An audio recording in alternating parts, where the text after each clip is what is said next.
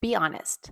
Are you in your 30s and you feel like you've tried everything to change your life? But no matter how many times you start over, you always end up back where you began. That was me. I knew what to do. I had the routines, the goals, the planners, but nothing ever stuck until I discovered something called the identity shift. This one shift helped me change everything. It helped me lose weight without obsessing, show up on YouTube with confidence, and finally let go of old stories that were keeping me small.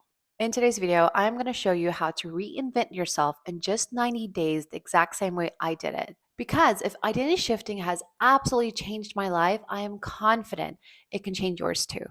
Oh, and if you're new here, hi there, I'm Samira. I share everything about motherhood, mindset, feminine entrepreneurship, helping women in their 30s build a life of peace, purpose, and prosperity. Now, if you're tired of hustling and really drawn to feminine content and slowing down, I created a free 7-day soft life reset challenge. It's a simple but powerful way to start shifting your habits and energy in alignment with the woman you want to become. You can download it in the link below. It is completely free. Now, listen. If you're in your 30s, you already know what to do. I don't need to sit here and tell you to drink more water, prioritize more sleep, or double cleanse at night. You've probably done all of that and more. This video is not for women who know the basics. This is for my fellow women who have tried to become their ideal self over and over again and failed. Or maybe you have completely given up. That is who I'm speaking to because I've been there too. Now, I'm pretty sure you have heard this term a lot: identity shifting, reinventing yourself, becoming her. But I really want to explain why this is so important to embrace. It's become somewhat of a buzzword in the self development space and really taken popularity in the past few years. But I want to talk about why this is so important and a big step. And this is the time of the year where summer vacations are done, kids are going back to school, and a lot of women my age are able to get back into a structured routine. Now, this is a great time to lock in. But for once in my life, now that I've adopted this tool called identity shifting, things have changed dramatically. I see the world differently. And this is why I really want to talk about how important identity shifting is before you lock in. I don't want you to waste your time doing all the work, but then falling back into your old habits and routines. So you can actually reach your goals and stay there. And this is where identity comes into play. So it's really important to understand what your identity is.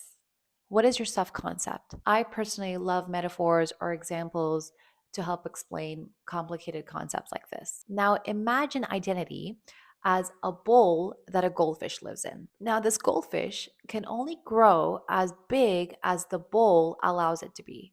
But if you put that goldfish in a bigger pond, and suddenly it grows larger, stronger, and more free because its environment allows it. And my point is that as women in our 30s, so many of us are still swimming in bowls that are too small. Maybe it's the motherhood bowl where you've been told, now that you're a mom, your dreams have to shrink. Maybe it's the career bowl where you settle into a job that doesn't let you up anymore, but you keep saying to yourself, this is all I'm qualified for. Or maybe it's the self worth bowl built from heartbreaks, mistakes, or voices from your past telling you who you are and what you can't do. But here's the truth: you were never that fish that was too small. You've always had the capacity to grow. You've just been confined to a bowl that doesn't fit you anymore. And this is where identity shift comes to play.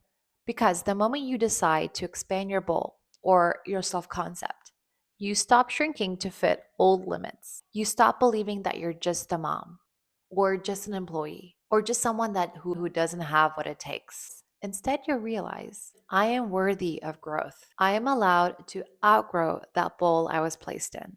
And once you expand your bowl, your life has no choice but to expand with it. Now, before I explain how to identity shift, I really want to hone in on the importance of shifting your identity. Because if you miss this piece, you'll keep repeating the same cycles over and over again, starting strong, losing the steam, and ending right back where you begin. Think about it like this: you can change your body with surgery, but if deep down you still see yourself as an insecure woman, that feeling will not go away. You will look different in the mirror, but you will still carry that same pain. You can win the lottery, but if you believe that you're bad with money, you will lose it fast. That's why so many lottery winners end up broke. They never shifted their identity around money. Do you see the pattern? If your identity doesn't shift, nothing else really does. On the other hand, people who shift their identity succeed before the results even show up. One of the greatest boxers, Muhammad Ali, said, "I am the greatest," long before anyone else believed it. He was not waiting for the belt or the trophy. His identity as a champion shaped his reality. And this isn't just about famous people. I saw it in my own life. The moment I shifted from "I'm not consistent posting content online" to "I am the creator who shows up every single week," everything changed. Suddenly, even on messy days, even when no one is watching, I still filmed. I'm not gonna lie, I had a really bad cough this week with the change in weather and found my old patterns coming up of "you don't have the voice, you're sick, don't show up." But because I've shifted my identity, I still found myself getting ready, setting my camera up, and here I am. Because that's just who I am right now. The identity led and the results showed up. Your self concept, the way you see yourself, is the foundation of everything. If you keep saying, "I'm lazy, I'm unlucky, that's not possible for me," your brain will work overtime to prove you right. But when your self concept shifts, when you decide, "I am a disciplined woman, I am creative, I am lucky, I am blessed, I am capable," your actions naturally align. It's not forced anymore, it's who you are. And that's why identity shift comes first. Once you change the inside, the outside has no choice but to follow. Now, one of the best ways I've heard this explained is by James Clear in his book, The Atomic Habits. The outer circle is your actions. These are things that you do on a day to day basis. The middle circle is your stories, the beliefs that you keep repeating to yourself. And the inner circle, who you are. Now, here's the problem. Most of us try to change from the outside in. We start with the outer circle, the actions. We sign up for a gym membership, try a new diet, maybe download a fitness app. But if your middle circle, your stories, still sounds like "I've never been consistent, who am I fooling, I always quit, I'm not athletic," you're going to prove that story true.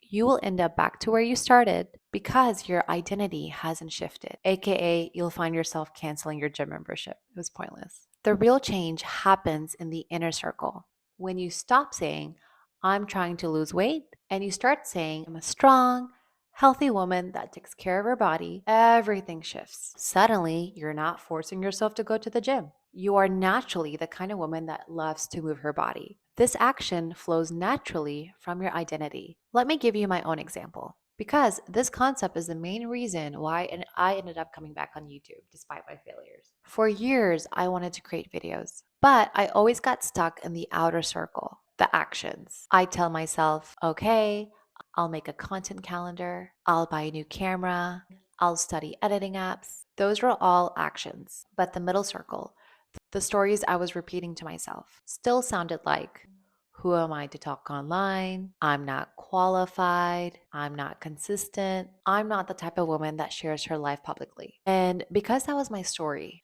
every time I tried to take action, I would eventually slip back. The story won. The shift happened when I changed my inner circle, my identity. I stopped saying, "I'm just a mom trying to figure this out," and started saying, "I am a creator. I am a woman who is called to share her voice and make an impact." And once I stepped into that identity, everything changed. Posting videos wasn't about chasing numbers anymore. It was simply who I was. A creator shows up. A woman with a message speaks. So even when my videos didn't get that many views, or even when I felt nervous on camera, I kept going because that's just who I am now. And that is the beauty of an identity shift. When you start with your inner circle, the actions begin to stick. They become effortless because they're flowing from who you are. Now that you understand the importance of your identity and why this is such an important step before you lock in, I do want to give you a heads up about something. You cannot reinvent yourself without letting things go, as in, you can't be reborn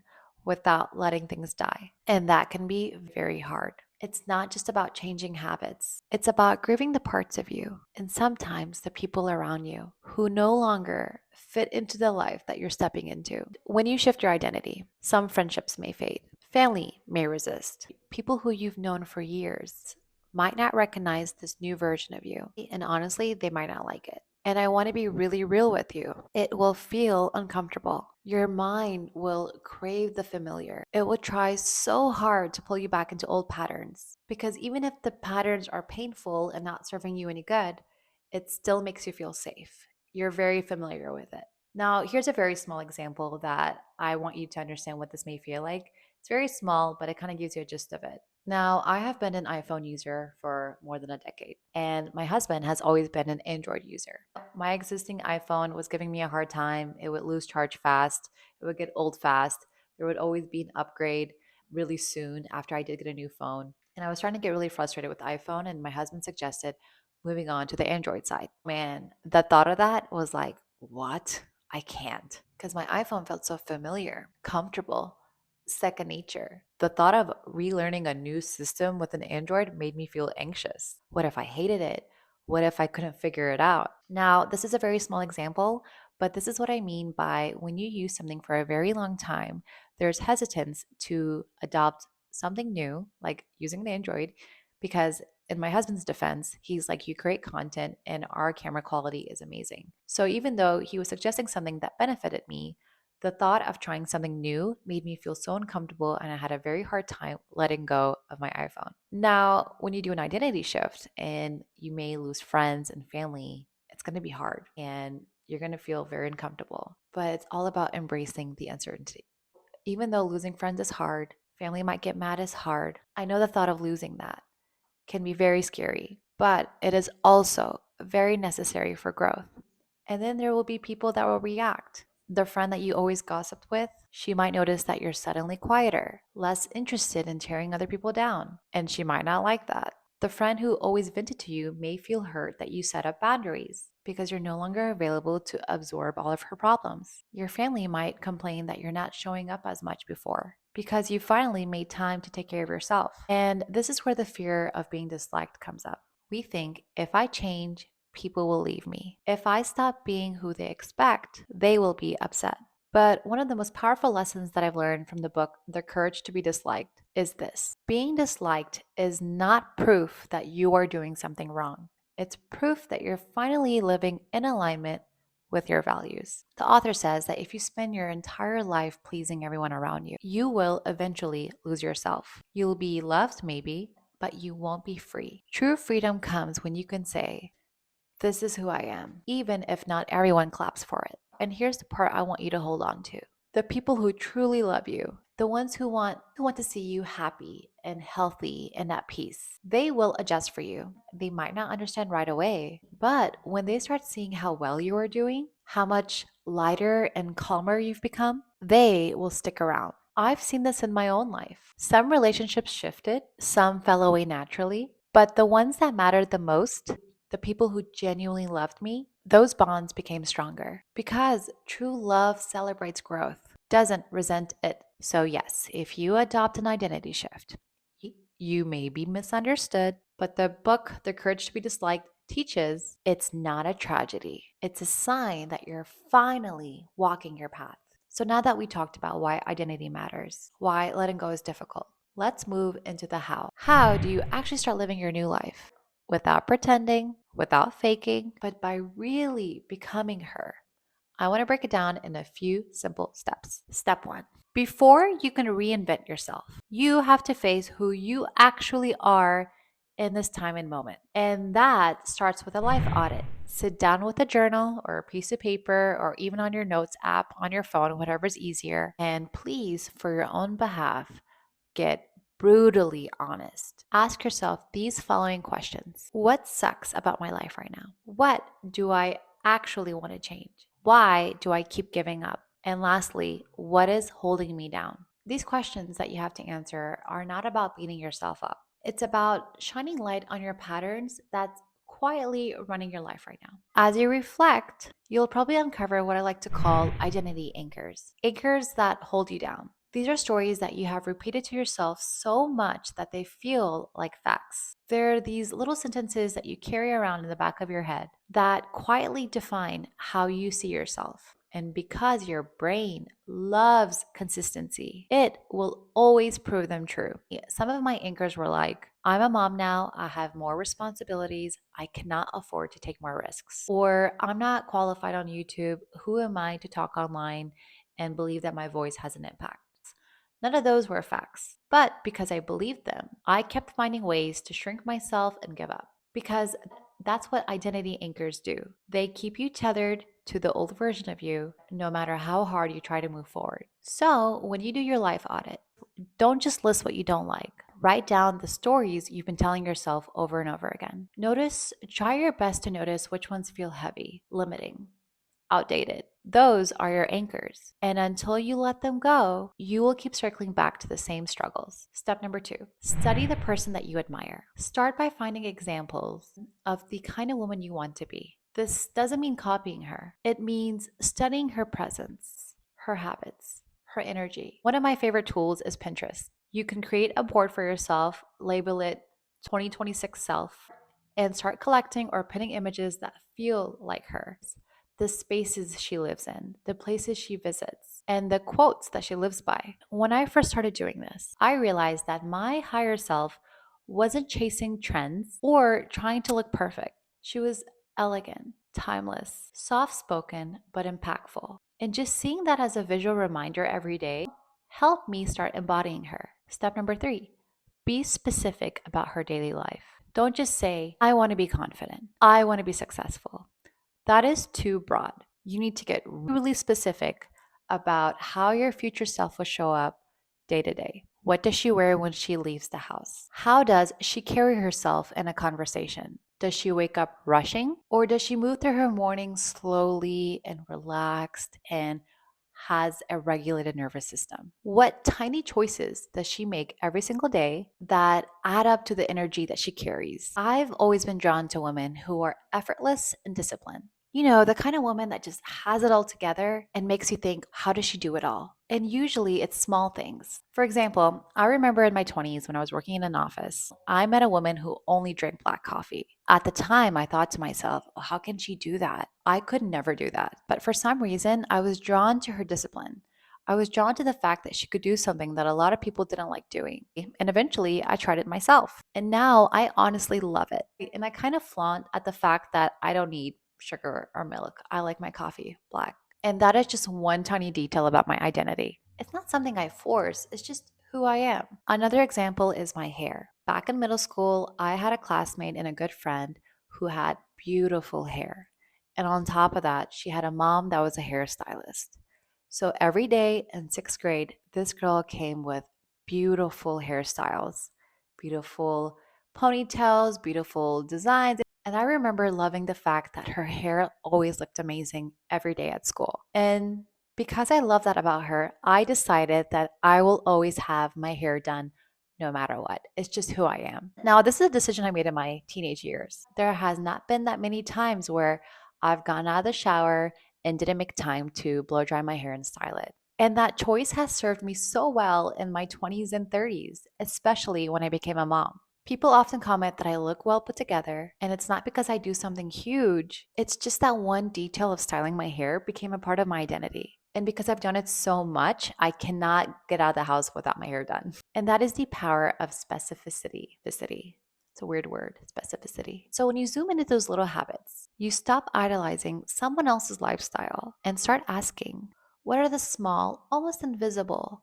details in my 2026 life? Because those details are what create the woman people look and say, wow, how does she do it? She just has it together. A recent shift I made for my health as a woman in my 30s is that I stopped saying, I want to be healthy. I saw a TikTok of a woman in her 40s looking so fit and toned and young and looked nothing like she was in her 40s, back to what I had envisioned a 40-year-old woman look like. And I thought about her day-to-day habits, and I'm pretty sure as a woman that looks that fit and amazing at 40 didn't just start those habits in her 40s. I'm pretty sure she started those good habits in her 30s, and that was a mindset shift for me.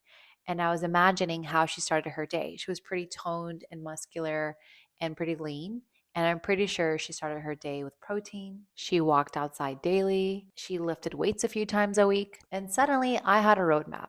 Envisioning this woman in her 30s, I envisioned myself in my 40s of, okay, to look like that, this is what I need to embody right now so that I can show up as that kind of woman in the 40s. So that's just an example. Step number 4. This is really important. And I think this is something that a lot of other creators have not talked about and has worked really well for me, knowing the kind of person that I am. You have to convince yourself, why do you want to make these changes? Why do you want to adopt this new identity?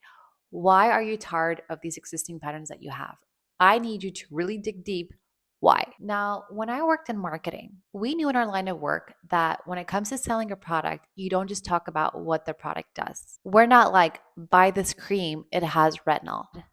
In order to get someone to stop scrolling and click on our ad, we knew our copy had to emotionally resonate with that person. So instead of saying, buy this cream, it has retinol, we would convert that copy to say, this cream will make your skin glow, give you the confidence to walk into a room barefaced, and help you look 10 years younger. We didn't just sell the product, we sold the transformation. Now, using these psychological aspects with marketing, I want to teach you to do this to yourself. It's the same with your habits. If you tell yourself, I should drink more water, I should walk more, I should eat more protein, it feels boring.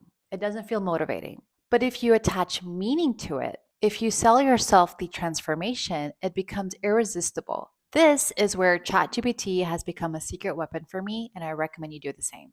Sometimes I literally type to ChatGPT, convince me why it's important to start my day with apple cider vinegar. Convince me why drinking apple cider vinegar in the morning matters to me. And what I get back isn't just health benefits. It reframes it in a way that makes me think, how could I not do this? Because now it's not start your day with a shot of vinegar. Prove to yourself in the first 5 minutes that you are the kind of woman that follows through. Support your digestion so you feel light and energized throughout the day. Show your son what it feels like to take care of your health. Align with your 2026 version of yourself who thrives physically, spiritually, and emotionally. Do you see the difference now? One feels like a box to check off, the other feels life changing. It even brought my son to the picture. That's how it emotionally got me to start drinking apple cider vinegar in the morning. So, for every habit that you want to embody, ask ChatGPT or simply journal your why. How will this benefit me physically? How will this benefit me spiritually? How will this benefit my family? How will this align with my 26 self? So when you let yourself get creative with the why, your habits stop feeling like work and start feeling like destiny. Step number 5. You want to embody and not pretend. Here's where a lot of people get stuck. They think identity shifting is pretending to be someone they're not, but that is not what it is at all. Think about acting. What really separates really good actors with bad actors are the ones that completely disappear into their role.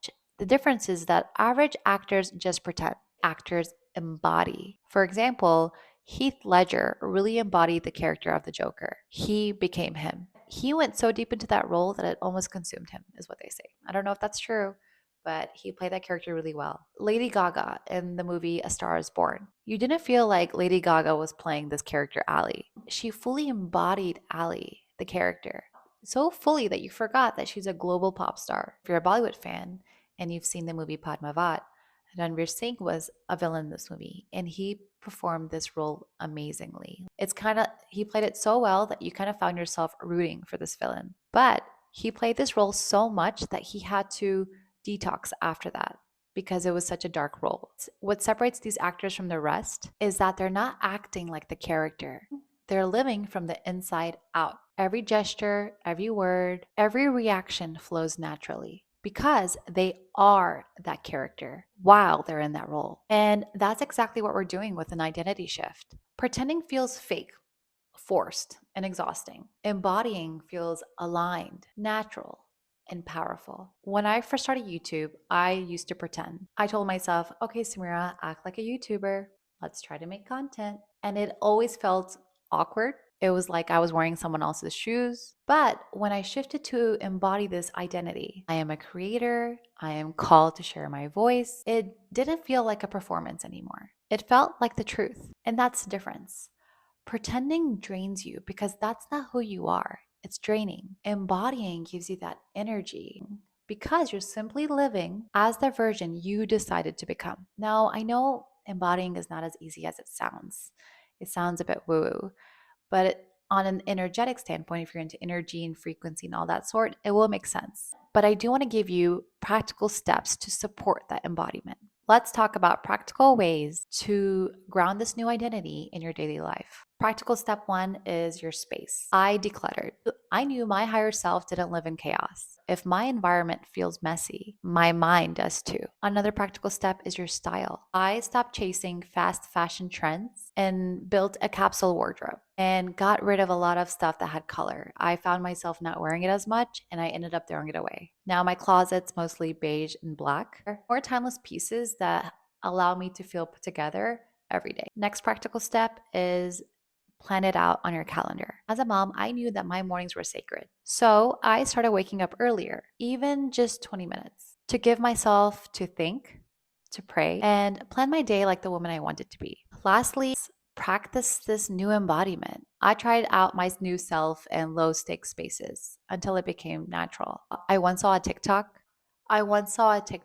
where someone would rehearse their future identity by chatting with Uber drivers or taxi drivers, someone they don't even know, and reintroduce them as someone that they want to be but haven't gotten there yet. And it works. It's like identity training wheels. Even the way I moved changed. My old self rushed everywhere, feeling anxious all the time. My new self slowed down, walking with more grace, speaking more thoughtfully. And if you're into quantum physics, you will love this. Every time you act differently, you're sending out a new signal to your subconscious. You're telling yourself, I'm not the same anymore. Now that we've talked about practical steps, let's talk about how to really lock in with this new identity. Here's the science. Your brain rewires through repetition. Neurons that fire together wire together, which means every time you show up as your 2026 self, you are literally building pathways in your brain that make this identity a default. If you're a mom, think of motherhood. You can read all the books, watch all the YouTube videos, take all of the advice, but the moment your baby arrives, something clicks. You don't think your way into being a mom. You become her by showing up day to day. It's the same here. You don't just visualize your new self, you practice her again and again until your new brain says, is this who we are now? This is why I'm proposing 90 days, the great lock in. For 90 days, you're not dabbling, you're not trying, you are locking in to the identity of your 2026 self now in 2025. You're embodying her, you are living her, repeating her habits, her mindset, her presence. Because the truth is, repetition is what helps it stick. By the time 2026 rolls around, you won't need to scramble or run around to find goals and write down your resolutions. You won't even have time to think about it. You will already be living as her. And I know it's not going to be comfortable. For me, one of my most powerful moments was something very small, but I want to share it with you. One of the promises I made to myself is that I will not be a pushover and I will stand up for what I believe in. One day at the park, my son was waiting for a swing while another child was hogging it. The old me would have taken his hand and walked away quietly, avoiding confrontation with the mother that kept just pushing her baby and didn't care that my son was waiting. The new me, the one I had been practicing in my mind, went and confronted the woman that kept continuing to push her child and ignoring my son waiting for his turn. It was uncomfortable. We did have a heated back and forth, but I stood my ground. And afterwards, I felt so proud. It was something small, but I was so proud of myself for advocating for myself and advocating for my son and having the courage to go up there and be like, hey, can my son have a turn? And I felt so proud of myself. This moment was not about the swing, it was about identity because the woman I am becoming is not going to avoid confrontation out of fear. She advocates for her child, for herself, and for what she believes in. And that is the power of a great lock in. 90 days of repetition, of practicing your new self until she isn't just a vision anymore. She is who you are. So here's the major takeaway: reinvention is not about moving cities or changing your hairstyle or waiting for the new year. It's about shifting who you believe who you are. And when you commit to this 90-day lock in, you'll look back and barely recognize the woman you used to be. If you're ready to go deeper, I created two powerful tools for you. I've created a mindset workbook, which helps you identify your limiting beliefs and help you design the new identity you want to embody, and my Soft Life Reset Workbook, which is a 7-day guide to gently realign your routines and energy with the woman you want to become. You can find both links below. And I would love to hear from you. Drop a comment and let me know, are you ready to lock in your 26 self? I cannot wait to cheer you on. And if you really enjoyed this video, don't forget to share this with your friends and subscribe to my channel if you want more videos about mindset, motherhood, and feminine entrepreneurship. It's all about being gentle, steady, and powerful. That's how we do this on this channel. Thank you so much for watching, and I'll see you at my next one.